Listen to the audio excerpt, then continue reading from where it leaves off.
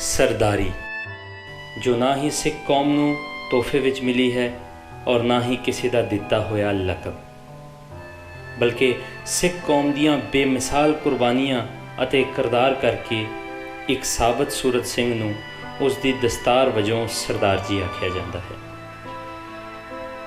ਦਸਤਾਰ ਜੋ ਇੱਕ ਸਿੰਘ ਦੀ ਪਹਿਚਾਣ, ਦਸਤਾਰ ਜਿਸ ਦਾ ਹਰ ਇੱਕ ਲੜ ਸਿੱਖ ਨੂੰ ਕੁਰਬਾਨੀ, ਇਮਾਨਦਾਰੀ, ਹੱਕ, ਸੱਚ, ਹੌਸਲਾ, ਨਾਮ, ਦਾਨ, ਕਿਰਤ ਅਤੇ ਇੱਕ ਰੱਬ ਅੱਗੇ ਝੁਕਾਉਣ ਦਾ ਦਰਸ ਦਿੰਦੀ ਹੈ। ਦਸਤਾਰ ਜੋ ਲੱਖਾਂ ਦੀ ਗਿਣਤੀ ਵਿੱਚ ਮੌਜੂਦ ਇੱਕ ਇਹੋ ਜਿਹੀ ਸ਼ਖਸੀਅਤ ਦੀ ਪਹਿਚਾਣ ਕਰਵਾਉਂਦੀ ਹੈ ਜਿਸ ਦਾ ਗੁਰੂ ਕਿਸੇ ਹੋਰ ਧਰਮ ਦੀ ਰੱਖਿਆ ਲਈ ਕੁਰਬਾਨ ਹੋ। ਦਸਤਾਰ ਜਿਸ ਦੇ ਗੁਰੂ ਨੇ ਆਪਣੇ 4 ਬੱਚੇ ਇਸ ਕੌਮ 'ਤੇ ਆਉਣ ਵਾਲੇ ਵੇਲੇ ਅਤੇ ਇਸ ਦੀ ਉੱਚੀ ਦਸਤਾਰ ਲਈ ਕੁਰਬਾਨ ਕਰ ਦਿੱਤੇ। ਦਸਤਾਰ ਇੱਕ ਇਹੋ ਜਿਹੇ ਹੌਸਲੇ ਦਾ ਨਾਮ ਜਿਸ ਦੇ 40 ਸਿੰਘਾਂ ਨੇ 10 ਲੱਖ ਦੀ ਫੌਜ ਨੂੰ ਮਾਤ ਦੇ ਦਿੱਤੀ। ਦਸਤਾਰ ਜੋ ਇੱਕ ਸਿੱਖ ਦਾ ਤਾਜ ਹੈ, ਜੋ ਉਸ ਦੇ ਗੁਰੂ ਨੇ ਉਸ ਨੂੰ ਸ਼ੇਰ ਬਣਾ ਕੇ ਦਿੱਤਾ। ਦਸਤਾਰ ਜੋ ਇੱਕ ਸਿੱਖ ਦੀ ਵਰਦੀ ਹੈ, ਉਸ ਦੇ ਕਿਰਦਾਰ ਦੀ ਵਰਦੀ। ਦਸਤਾਰ ਜੋ ਇੱਕ ਗੁਰੂ ਦਾ ਆਸ਼ੀਰਵਾਦ ਹੈ ਆਪਣੇ ਸਿੰਘ ਉੱਪਰ। ਦਸਤਾਰ ਇੱਕ ਪ੍ਰਣ ਹੈ ਆਪਣੇ ਗੁਰੂ ਨਾਲ ਕਿ ਉਹ ਆਪਣੇ ਕਿਰਦਾਰ ਔਰ ਆਪਣੇ ਗੁਰੂ ਦੀ ਬਖਸ਼ਿਸ਼ ਨੂੰ ਕਦੀ ਦਾਗ ਨਾ ਆਉਣ ਦੇਵੇ। ਦਸਤਾਰ ਜੋ ਇੱਕ ਰੱਬ ਤੋਂ ਇਲਾਵਾ ਕਿਸੇ ਅੱਗੇ ਨਹੀਂ ਝੁਕਦੀ। ਸਿੱਖ ਦਸਤਾਰ ਇਸ ਕਰਕੇ ਬੰਦਾ ਹੈ ਕਿ ਉਹ ਕਿਸੇ ਜ਼ਾਤ ਪਾਤ ਦਾ ਹਿੱਸਾ ਨਹੀਂ। ਸਿੱਖ ਦਸਤਾਰ ਇਸ ਕਰਕੇ ਬੰਦਾ ਹੈ ਕਿ ਉਹ ਆਪਣੇ ਗੁਰੂ ਨਾਲ ਵਾਅਦਾ ਕਰ ਰਿਹਾ ਹੈ, ਮੇਰਾ ਸਿਰ ਜਾਵੇ ਤਾਂ ਜਾਵੇ, ਮੇਰਾ ਸਿੱਖੀ ਸਿਦਕ ਨਾ ਜਾਵੇ। ਪਰ ਅੱਜ ਬੜੇ ਹੀ ਅਫਸੋਸ ਨਾਲ ਕਹਿਣਾ ਪੈਂਦਾ ਹੈ ਕਿ ਸਿੱਖ ਦੀ ਦਸਤਾਰ ਨੂੰ ਸ਼ਰਾਬ ਨਾਲ ਜੋੜ ਦਿੱਤਾ ਗਿਆ ਕਿ ਉਹ ਸਰਦਾਰ ਨਹੀਂ ਜੋ ਸ਼ਰਾਬ ਨਹੀਂ ਪੀਂਦਾ। ਪਰ ਸਿੱਖ ਮਰਿਆਦਾ ਵਿੱਚ ਸ਼ਰਾਬ, ਤੰਬਾਕੂ ਜਾਂ ਕੋਈ ਵੀ ਨਸ਼ਾਵਰ ਚੀਜ਼ ਕੁਰੈਤ ਵਿੱਚ ਸ਼ਾਮਲ ਹਨ। ਪੰਜਾਬੀ ਲਹਿਰ ਅੱਜ ਤੁਹਾਨੂੰ ਇੱਕ ਇਹੋ ਜਿਹੀ ਇਤਿਹਾਸਕ ਅਸਥਾਨ ਉੱਪਰ ਲੈ ਕੇ ਜਾ ਰਹੀ ਹੈ ਜਿੱਥੇ ਗੁਰੂ ਸਾਹਿਬ ਨੇ ਸਾਫ਼ ਅਲਫਾਜ਼ਾਂ ਵਿੱਚ ਨਸ਼ੇ ਤੋਂ ਦੂਰ ਰਹਿਣ ਦੇ ਆਦੇਸ਼ ਜਾਰੀ ਕੀਤੇ।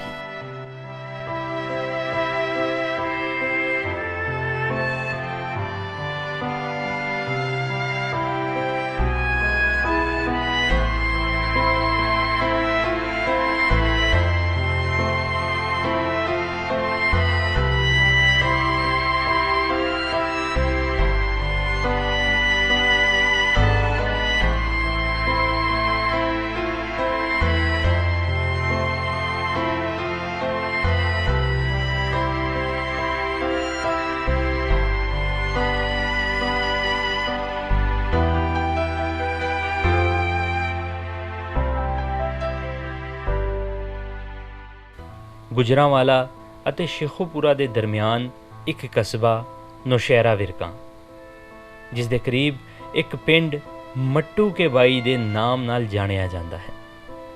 ਇਸ ਪਿੰਡ ਵਿੱਚ ਜਦ 6ਵੀਂ ਪਾਤਸ਼ਾਹ ਸਾਹਿਬ ਸ੍ਰੀ ਗੁਰੂ ਹਰਗੋਬਿੰਦ ਜੀ ਮਹਾਰਾਜ ਆਏ ਤਾਂ ਆਲ ਦਵਾਲ ਦੇ ਪਿੰਡਾਂ ਦੀ ਵੱਡੀ ਗਿਣਤੀ ਉਹਨਾਂ ਦੇ ਦਰਸ਼ਨਾਂ ਲਈ ਪਹੁੰਚੀ। ਸੰਗਤ ਵਿੱਚ ਮੌਜੂਦ ਗੁਰੂ ਜੀ ਦੀ ਨਜ਼ਰ ਇੱਕ ਇਹੋ ਜਿਹੇ ਸ਼ਖਸ 'ਤੇ ਪਈ ਜਿਸ ਦੇ ਬੁੱਲ ਅਤੇ ਮੁੱਛਾਂ ਤੰਬਾਕੂ ਦੇ ਵਰਤਨ ਕਾਰਨ ਪੀਲੇ ਹੋ ਗਏ ਸਨ।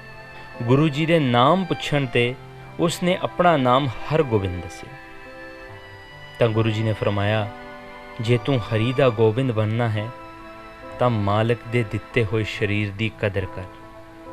ਇਸ ਤਰ੍ਹਾਂ ਤੰਬਾਕੂ ਦੇ ਵਰਤਨ ਨਾਲ ਜਿੱਥੇ ਤੂੰ ਆਪਣਾ ਜਿਸਮ ਬਰਬਾਦ ਕਰ ਰਿਹਾ ਹੈ, ਉੱਥੇ ਤੂੰ ਜ਼ਿੰਦਗੀ ਦੇ ਅਸਲ ਮਕਸਦ ਤੋਂ ਬਹੁਤ ਦੂਰ ਹੋ ਰਿਹਾ ਹੈ।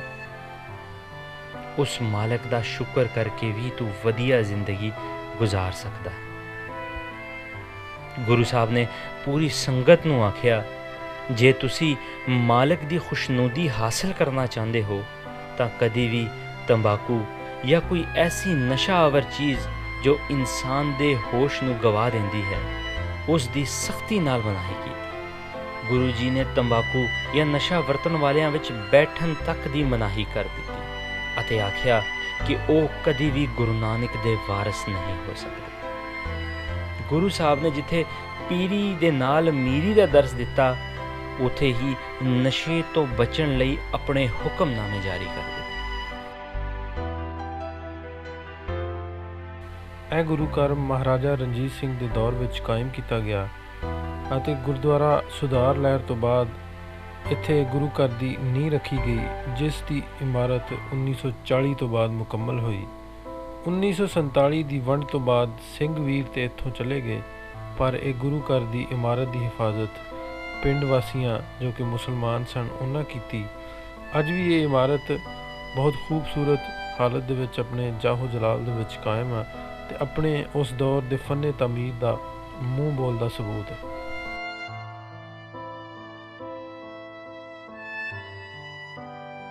ਜ਼ਿੰਦਗੀ ਦਾ ਹਿਸਾਬ ਜ਼ਮੀਨ ਵਾਂਗੂ ਹੈ, ਜੋ ਅੱਜ ਅਸੀਂ ਬੀਜਾਂਗੇ ਉਹੀ ਸਾਨੂੰ ਕੱਟਣਾ ਪੈਣਾ। ਇਸ ਲਈ ਆਓ ਆਪਣੇ ਬੱਚਿਆਂ ਨੂੰ ਆਪਣੇ ਇਤਿਹਾਸ ਨਾਲ ਜੋੜ ਕੇ ਗੁਰੂ ਦੇ ਲੜ ਲਾਈਏ।